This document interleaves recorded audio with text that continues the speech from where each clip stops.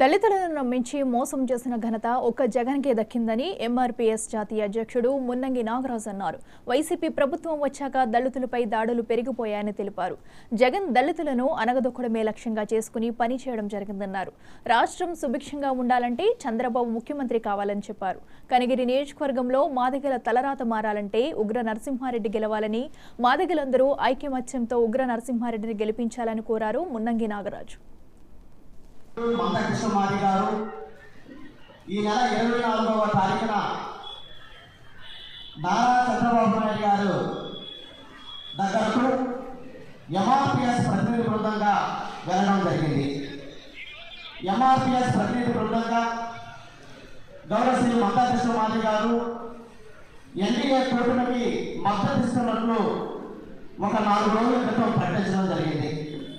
మందకృష్ణ మాది గారు ప్రకటన నేపథ్యంలో ఈరోజు ఎన్డీఏ కూటమిగా ఉండబడినటువంటి తెలుగుదేశం పార్టీ అభ్యర్థి ఉగ్ర నరసింహారెడ్డి గారిని భారీ మెజార్టీతో గెలిపించాలని చెప్పేసి ఎంఆర్పీఎస్ జాతీయ కమిటీ తరఫున మేము పిలుపునిస్తున్నాం.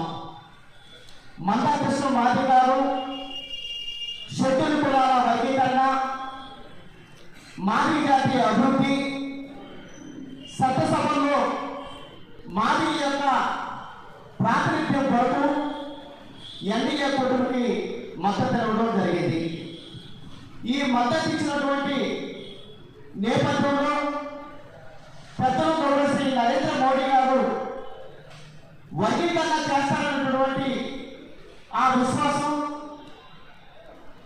100% మాదిగ ప్రజల్లో బలంగా ఉంది కాబట్టి ఎన్డీఏ కూటమికి మద్దతు ఇవ్వడం జరిగింది.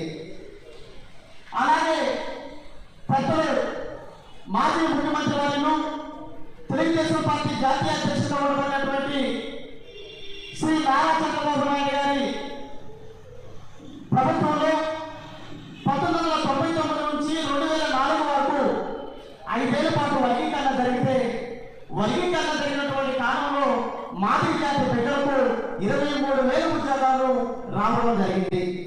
మందకృష్ణ మాది గారు ఈ నెల 24వ తారీఖున నారా చంద్రబాబు నాయుడు గారు దగ్గరకు ఎంఆర్పీఎస్ ప్రతినిధి బృందంగా వెళ్ళడం జరిగింది. ఎంఆర్పీఎస్ ప్రతినిధి బృందంగా గౌరవ శ్రీ మందకృష్ణ మాది గారు